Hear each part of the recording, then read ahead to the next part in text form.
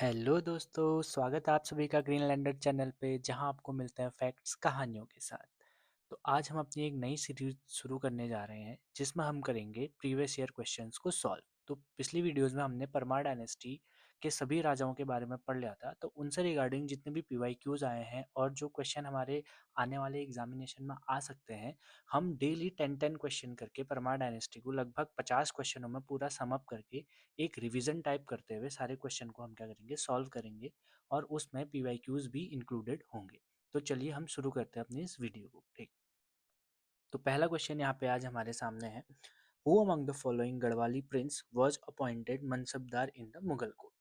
तो ये क्वेश्चन पढ़ते ही हमें याद आना चाहिए कि मुगल कोर्ट में मनसबदार कौन से गढ़वाली राजा को बनाया गया था। तो ये पढ़ते ही हमें सीधे हमारे दिमाग में वो वाली स्टोरी कैचअप करनी चाहिए जो हमने पढ़ी थी सुलेमान सिखों को लेकर। औरंगजेब का जो दारा शिकोह का जो बेटा था, औरंगजेब के भाई दारा शिकोह का जो बेटा था सुलेमान सिकोह, वो भाग के उत्तराखंड आया था। पहले चंद के पास गया, उन्होंने उनको शेल्टर नहीं दिया, तो फिर आया था आपके गढ़वाल में।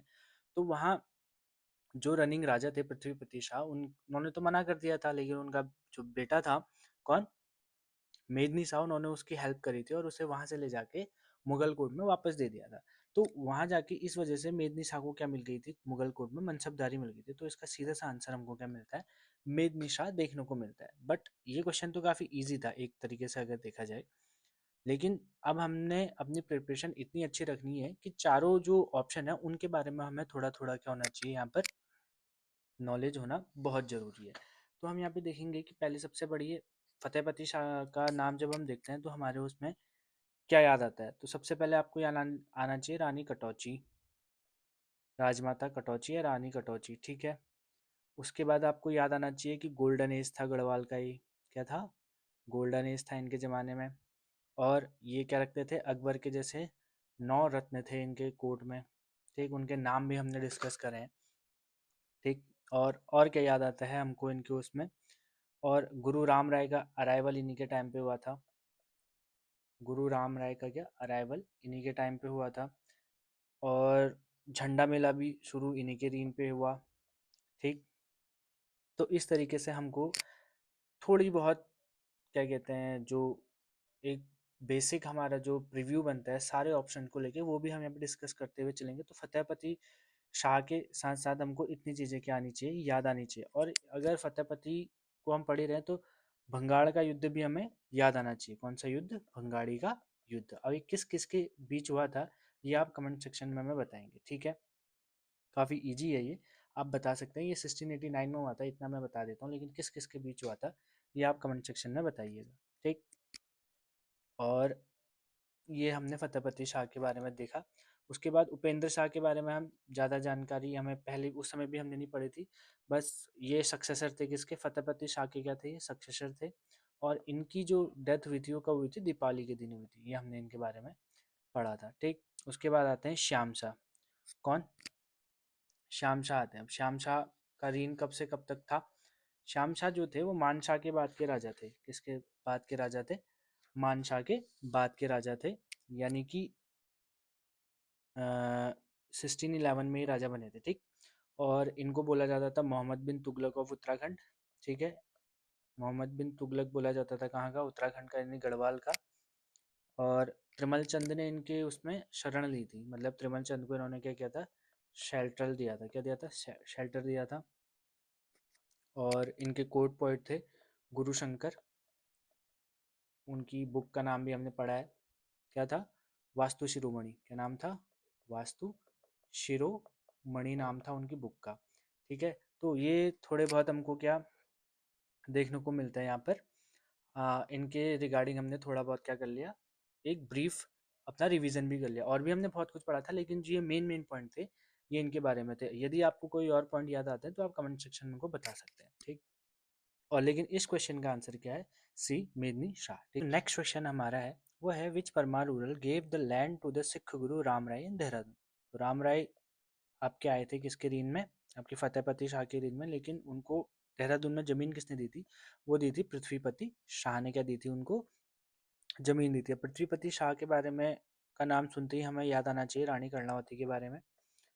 रानी कर्णावती के बारे में, ये इनकी संरक्षिका थी।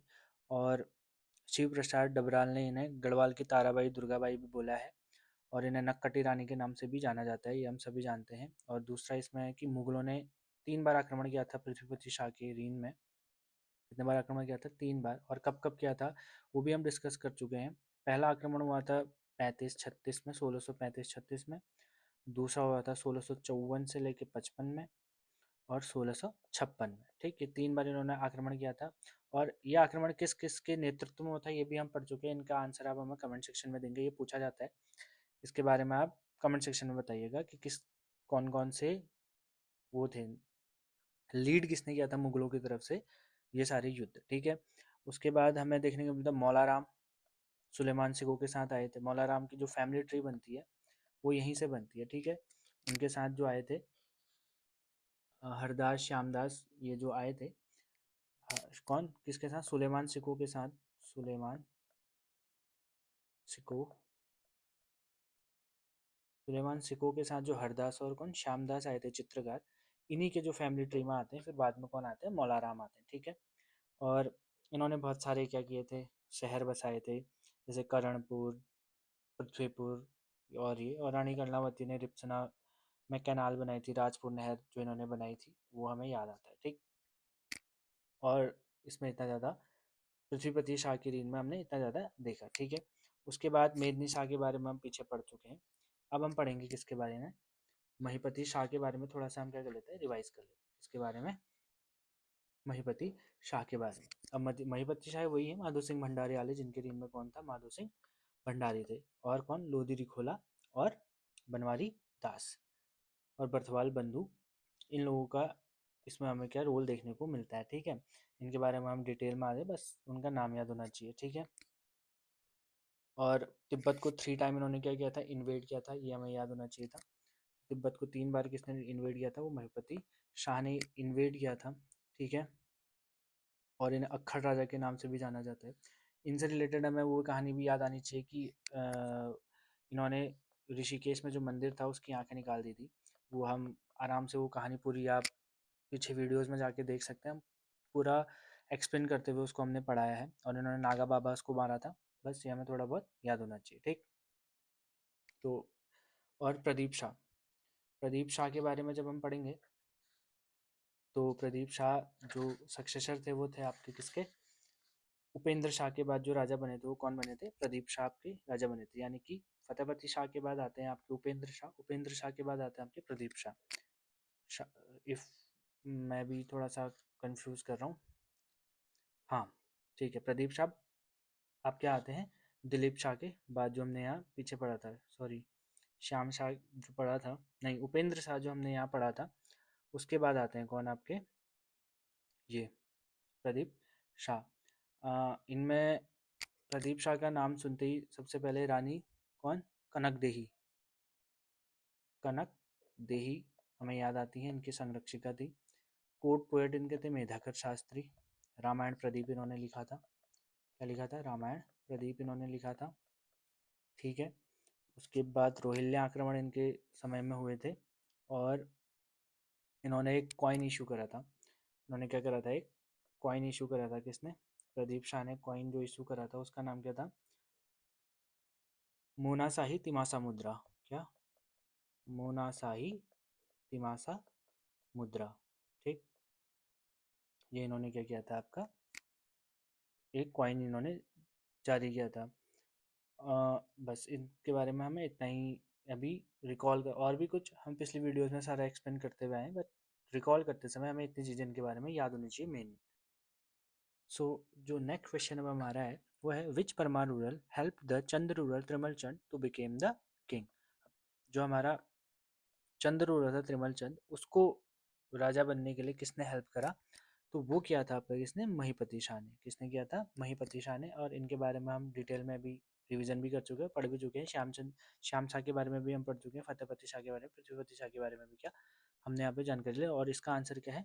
महिपति शाह ने किसको हेल्प करी थी? त्रिमल चंद को हेल्प करी थी क्या करने में? अब राजा बनने में। ठीक है, और ये हेल्प किस तरीके से करी थी इसकी कहानी भी हम पूरा उस पर क्या कर चुके हैं आपका जो वीडियो थी हमारी आपकी कौन सी महीपति शाह वाली, उस पर हम क्या कर चुके हैं, पूरा डिस्कस इसको कर चुके हैं।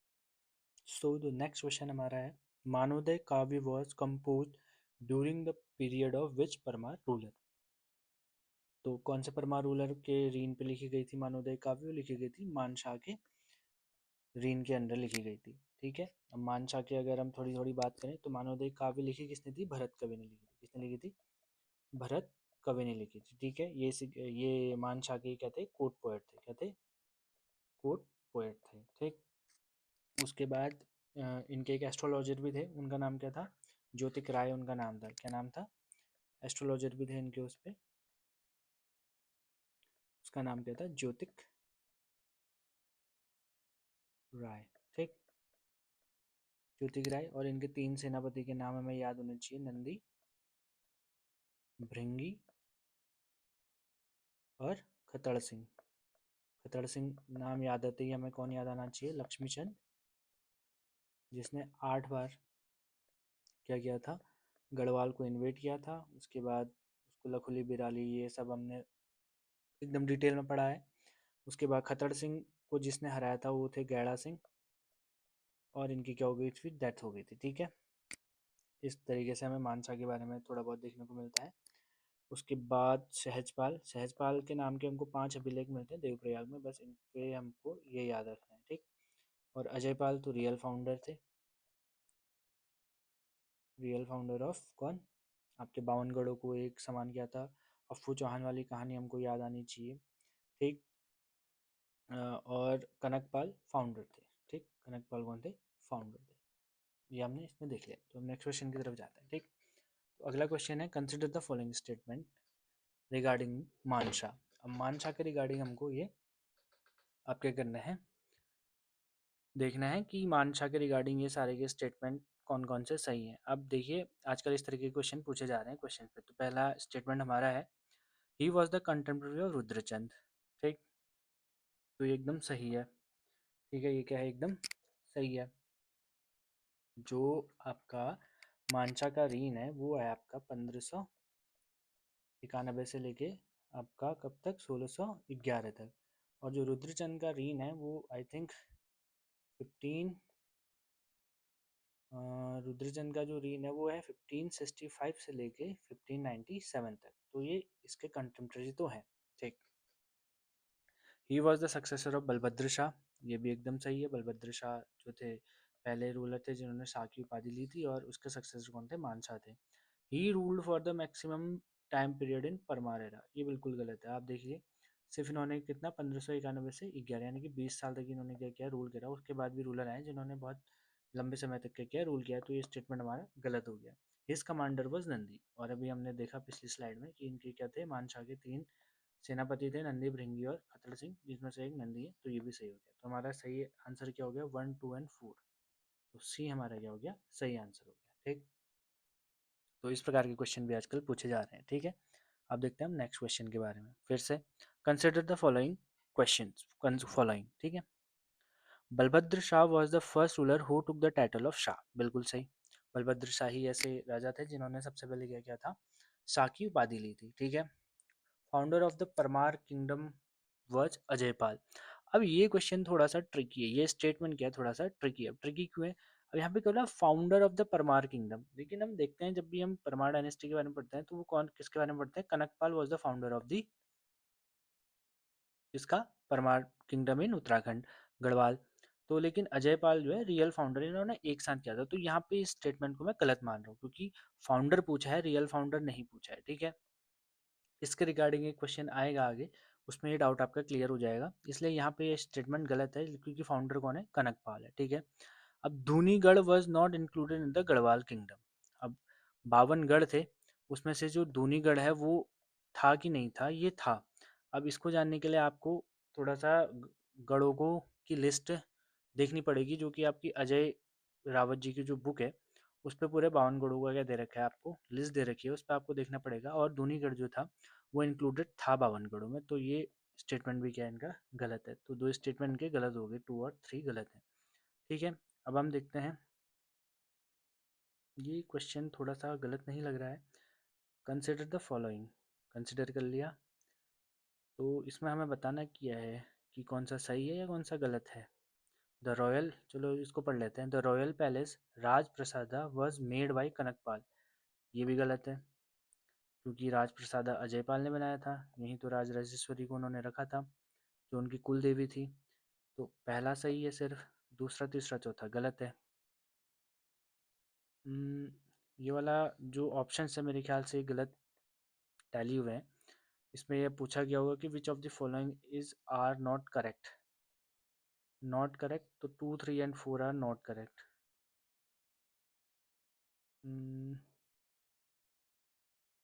ये क्वेश्चन आप रहने दीजिएगा, इसको थोड़ा सा देखना पड़ेगा। अगर हम देखें तो 2, 3 और गलत है, ओनली 1 सही इसका आंसर है। ठीक है, ओनली 1 इसका क्या है, आंसर सही है। ठीक, तो हम आगे बढ़ते हैं। अगला question, Rani Karnavati was the regent of the whom among the following Parmar ruler. तो बहुत इजी क्वेश्चन है। पृथ्वीपति शाह की वो क्या थी, रीजेंट थी, यानी कि उनकी क्या थी, संरक्षिका थी।